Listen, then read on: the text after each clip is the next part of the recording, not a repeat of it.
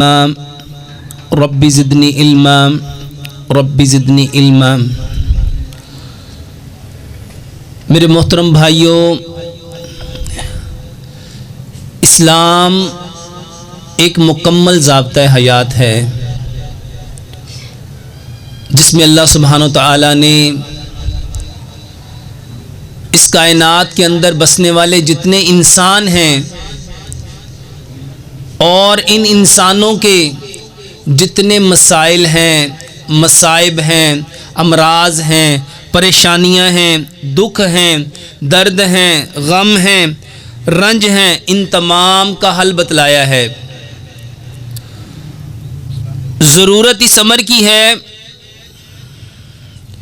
کہ ہم اس اسلام سے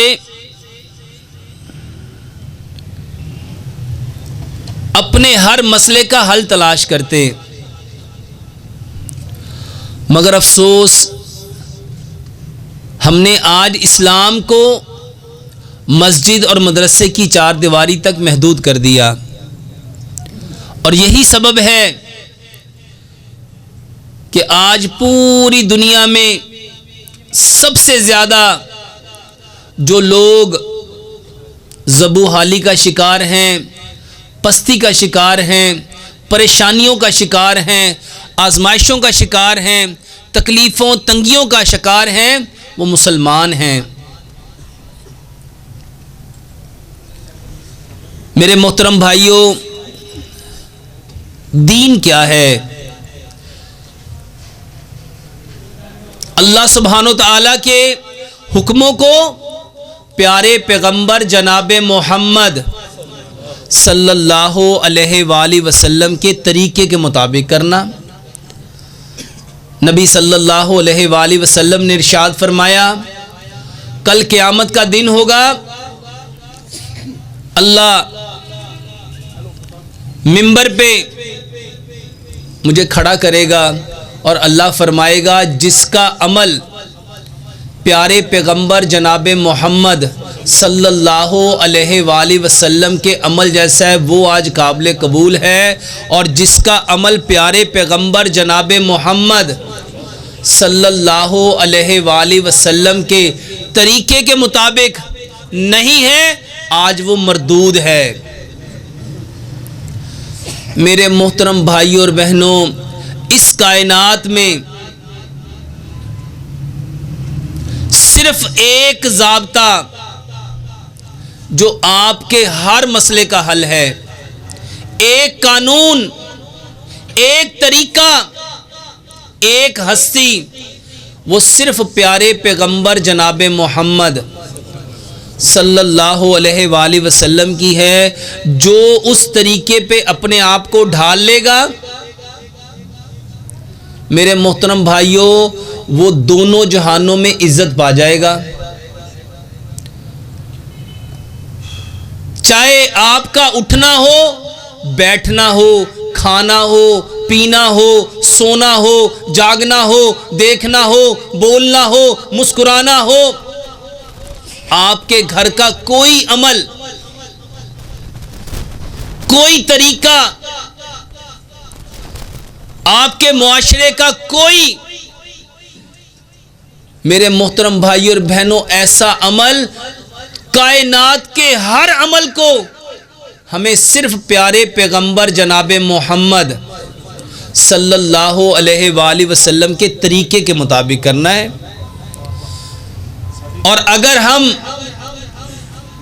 میرے محترم بھائیوں، نبی صلی اللہ علیہ وآلہ وسلم کے طریقے سے ہٹ گئے، جتنا مرضی اچھے سے اچھا عمل کر لو، جتنا مرضی بڑے سے بڑا کام کر لو، جتنی مرضی، میرے محترم بھائیوں، آپ اپنی انرجی اس کے اوپر لگا لو، اگر وہ کام پیارے پیغمبر جناب محمد صلی اللہ علیہ وآلہ وسلم کا نہیں ہے، ان کے طریقے کے مطابق نہیں ہے، تو وہ اللہ کے ہاں مردود ہے، وہ اللہ کے ہاں مردود ہے۔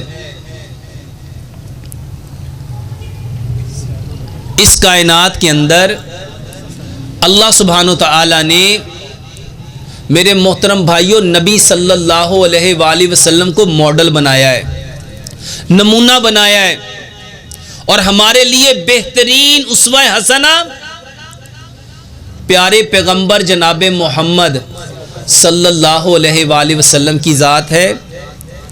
اور آج پوری دنیا میں عالم کفر نبی صلی اللہ علیہ وآلہ وسلم کے ہر طریقے کو ریسرچ کر رہا ہے کہ آخر ان کے طریقوں میں ایسی کون سی چیز ہے نبی صلی اللہ علیہ وآلہ وسلم کے کھانے کے اوپر، پینے کے اوپر، وضو کے اوپر، غسل کے اوپر،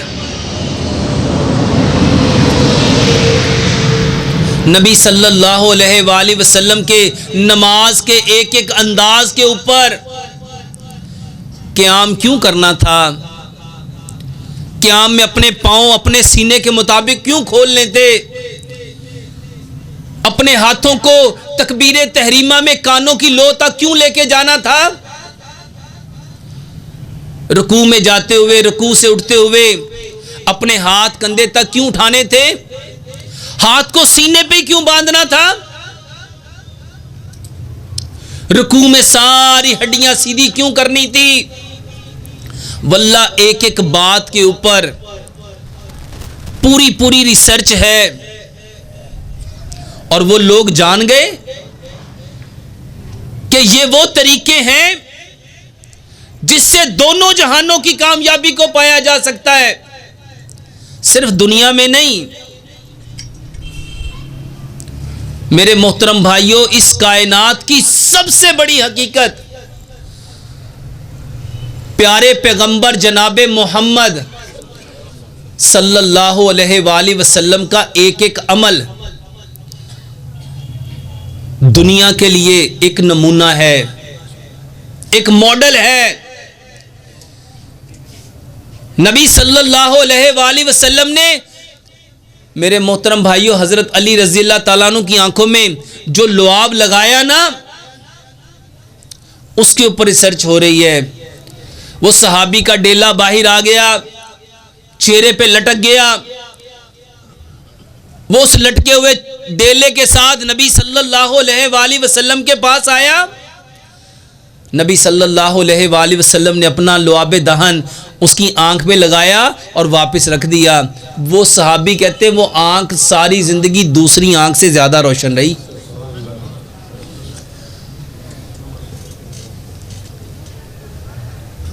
یہ تو نبی کا عمل ہے. دو صحابی ہیں، ایک کا نام ابو سعید خدری رضی اللہ تعالیٰ عنہ اور ایک کا نام حضرت دجانہ رضی اللہ تعالیٰ عنہ. دونوں دو قافلوں میں سفر کر رہے ہیں، ایک قبیلے والوں سے کھانا مانگتے ہیں، انہوں نے کھانا نہ دیا.